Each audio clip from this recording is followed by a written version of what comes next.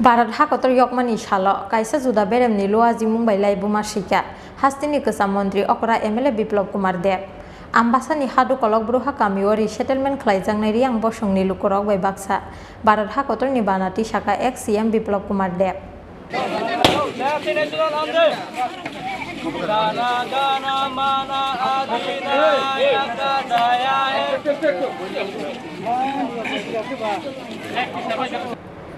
Ambasani hadu kolok bruha kamio thangi shogu keno asalo kamini lukuro bai baksa Barat hakotoni banati shaka hastini kesam Mantri Okra MLA Biplop Kumar Deb aboni yagulo kamini cherai khonai sikla siklite Okra chakra roni yago gedi kothok bagai rekha ex CM Biplop Kumar Deb Barat hakotor yokmani shalo kamio hastini kesam Mantri Okra Biplop Kumar Deb no manon hnei emango phano wanchugi manya kamini lukuro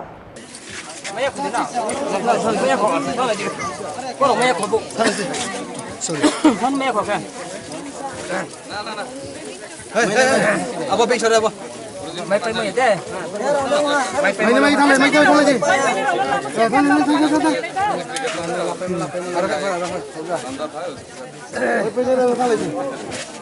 যে এক তো পহলে refugee camp না এটা এরা displace ছিল নিজের দেশে কোনো রিফিউজিও হয়নি এই রিফিউজি নামটাই পুরনো কমিউনিস্ট সরকার দিয়েছিল এরাই বলতো রিফিউজি আমরা বলি ডিসপ্লেসড হয়েছে এক দেশে যদি এক জায়গা থেকে অন্য জায়গাতে ডিসপ্লেসড হয় কিন্তু তারপরও এরা ডিসপ্লেসড হওয়ার পর যে কাঞ্চনপুরে ক্যাম্পে ছিল তো ক্যাম্পে যে ছিল সেটা তাদের জীবন ধারণ করার যে অধিকার ভোটার আই কার্ড তারপর তাদের নিজস্ব এখানকার রেশন কার্ড তাদের পড়ার অধিকার মানে শিক্ষার অধিকার তারপরে হেলথের অধিকার এই অধিকারগুলো যেগুলো বাকি সব ভারতবাসীর ছিল তাদের ছিল না কারণ তারা মিজোরামে ছিল মিজোরাম তাদেরকে বারবার কিছু নিচ্ছে কিছু আসছে এই বিগত 23 বছর যাব সেটাই চলছে সেটেলমেন্ট হচ্ছে আসা যাওয়া আলটিমেটলি 1200-এর কাছাকাছি গিয়েছে আবার কিছু আবার ফেরত চলে এসছে মাননীয় প্রধানমন্ত্রীজি আর গৃহমন্ত্রীজির যে আত্মিক যে ওনাদের প্রচেষ্টায় আমি বলবো আত্মিক প্রচেষ্টা সেটা সম্ভব হয়েছে যে 600 কোটি টাকার প্যাকেজ দিয়ে ত্রিপুরা সরকারও হাত বাড়িয়ে যে না এখানেই থাকুক এখানে তাদের স্থায়ী ব্যবস্থা করা স্থায়ীভাবে ঘরের ব্যবস্থা করা স্থায়ীভাবে জায়গার ব্যবস্থা করা অস্থায়ীভাবে স্কুল আর মানে এডুকেশন জল বিদ্যুৎ গ্যাস তার ব্যবস্থা করা সব কিছু হয়ে গেছে আমি বলি না কিন্তু এখানে যেখানে দাঁড়িয়ে আছে আপনারাও দেখেছেন এখানে জঙ্গল ছিল আমি দেখেছি যখন এসেছিলাম প্রথম আজকে এখানে ইলেকট্রিক পিলার দেখা যাচ্ছে আজকে এখানে গাড়ি দেখা যাচ্ছে এখান থেকে বাইক আর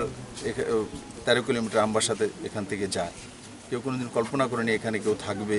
এখান থেকে আবার গাড়ি আসবে এইদিকে রোড তৈরি হবে এখানে ইলেকট্রিক পিলার আসবে গ্যাসের চুলা জ্বলবে তো এগুলো এখানে হয়েছে আর আগামী দিন আর সুন্দর করে হবে হ্যাঁ যখন কাউকে বসানো হয় তখন অনেক কিছু অসুবিধা থাকে ধীরে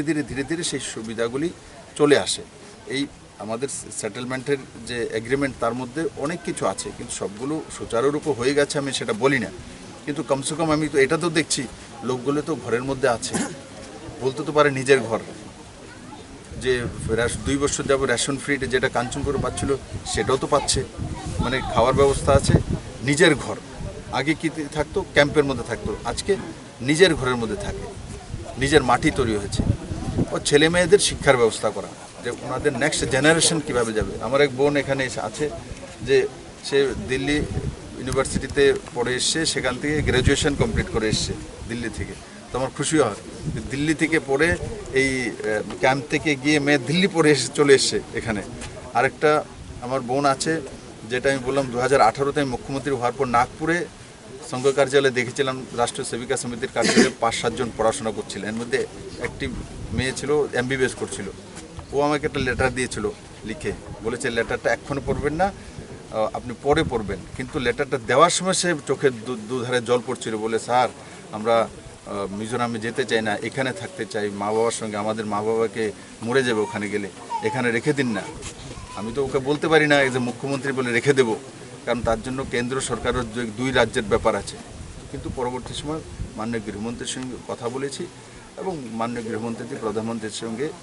আলোচনা করে রাস্তা বের করে আজকে সেটেলমেন্টের ব্যবস্থা করেছে। আর আমি খুশি, যেই মেয়েটাকে আমি ওই সময় দেখেছিলাম MBBS পড়ছিল,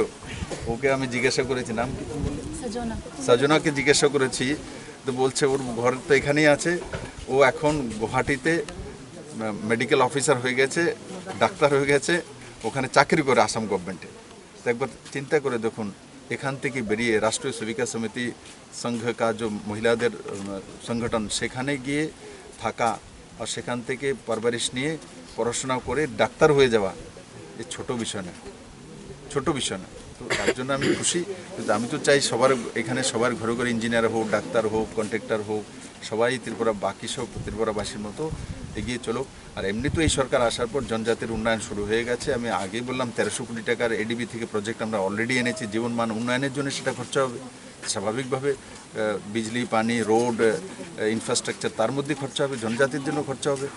আর আমি গর্বের সঙ্গে বলতে পারি, এই সরকার আসার পর জনজাতিতে সব কিছু আমি করে দিয়েছি, কিচ্ছু বলবো না, বা মাননীয় প্রধানমন্ত্রী সব কিছু করে দিয়েছে বলবো না। কিন্তু আজকে জনজাতিরা এটা শিখে গেছে যে আমাদের জীবনমান উন্নয়ন হচ্ছে, আগামী দিন হবে, আশা জেগে গেছে। আর যখন মানুষের মধ্যে আশা জাগে, তখন পেছনে শুধু হাত দিতে হয়, আপনি লোক সব কিছু করে নেয়। আমি আমার নিজের জীবনে দেখেছি, বাস পেছনে একটা মা বাবার হাত চাই, গুরুজনদের আশীর্বাদ চাই, বাকিটা তো আমিই হাঁটবো, আমিই যাব। আজকে এখানে এসছি তো আমিই তো এসছি, চাই তো গাড়ি দিয়ে এসছি, তো আমাকে হয়তো বা কেউ আলোচনার মধ্যে দিয়ে বেরিয়ে এসছে, কিন্তু আশাটার যে রাস্তাটা আমাকেই তয় করে যেতে হবে, আমাকেই পৌঁছতে হবে। তো আপনি মানুষ করে কিন্তু তার রাস্তাটা তৈরি করে দেওয়া হয়। আজকে দেখো এখানে রাস্তা তৈরি হয়ে গেছে, তো এখান থেকে গাড়ি দিয়ে চলে যায় এখন, একসময় এখানে হাঁটার রাস্তা ছিল না। তো এটাকে বলে উন্নয়ন, এটাকে বলে ডেভেলপমেন্ট। আর আমি খুশি যে আজকে যে জায়গা মানে শূন্য কিছু ছিল না, আমি যখন নতুন নতুন এসেছিলাম জঙ্গল ছিল, আর আজকে এখানে একটা ছোট মানে প্রথম আমরা ক্যাম্প বানিয়েছিলাম ওই সাইডে, তার মধ্যে সবাইকে রেখেছিলাম। তো ধীরে ধীরে করে ঘর তারা তুলিয়েছে, প্রধানমন্ত্রী আবাস যোজনার ঘর এগুলো, সেই ঘরগুলো তুলে আর শৌচালয় ব্যবস্থা, নিজের ব্যবস্থা করে তারপরে তাদেরকে সেটেলমেন্ট করা হয়েছে। এবং ঘুরে দেখুন তো কত সুন্দর সব ঘর উঠে গেছে এখানে। তো আজকে যাদেরকে বলা হতো তাদের কোনো মানে অস্তিত্ব নেই, যাযাবর, আজ এরা জায়গার মালিক হয়েছে, ঘরের মালিক হয়ে গেছে। আজকের এই স্বাধীনতার 76 বছর উপলক্ষে আমি সমস্ত আমার ব্রু রিয়াং ভাই বোনদেরকে অনেক সাধুবাদ জানাই, শুভেচ্ছা জানাই। আপনাদের জীবন সুন্দর হোক,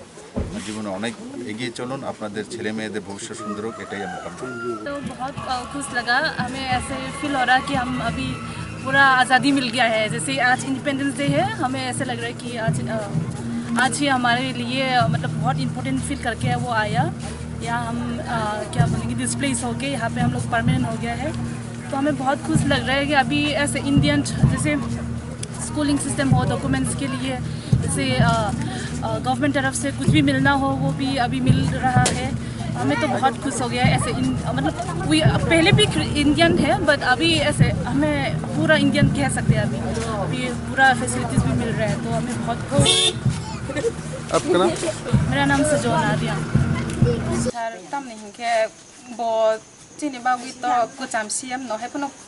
चिन बागले चुंग तो महासिया रुंग या मन बागुई जेबु फो बोना चुंग माने सीएम काहे के नमा तंग जे चिनी बागुई काम खेना नि चिन पारा रो नाइन फाइना नि बा अबो ब्रोक नो माने ब्रोक हुक्रा काम को तो रोनो चुंग चिनी ईश्वर काहे के वान सुगे मा तंग तम के चुंग रुंग या सिया बेलाय borok bango chong parasana kuri bango o para bolong ro chong para khale mani omo chong no wansuk ya nai phe mani omon babi belekino hambai khak chang abo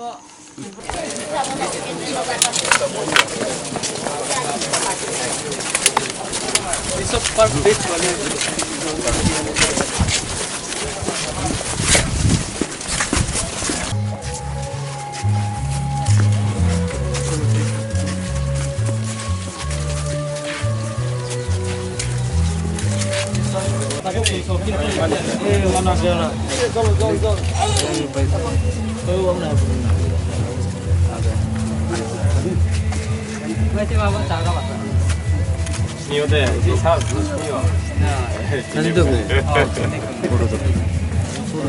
दिखता है आप हमारी प्रॉब्लम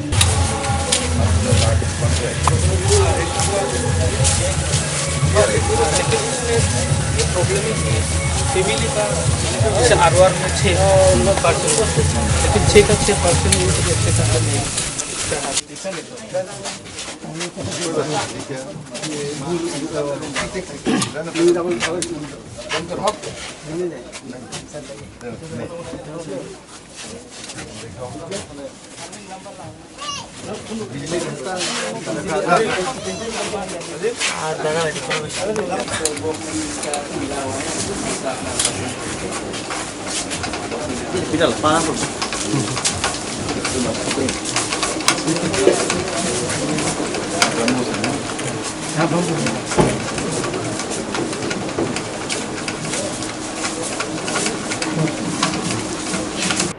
पाइथागो कामिनी चाकरा सेंटिया रियांगते बिरसिरुंग रियांगबाई रहरजा खुम्पसब हास्तिनि गोजा मन्त्री अक्रा बिप्लब कुमार देबनो याफारि रेखा बिनि बसाजक सं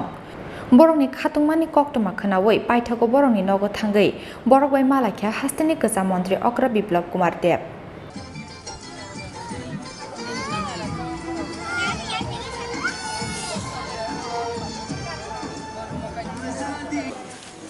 सर हमने घर पे भी हर घर तिरंगा वो घर पे भी लगा के रखा है आम्बासानि सिमिक कृषाननि कक्थुम चिनि खरां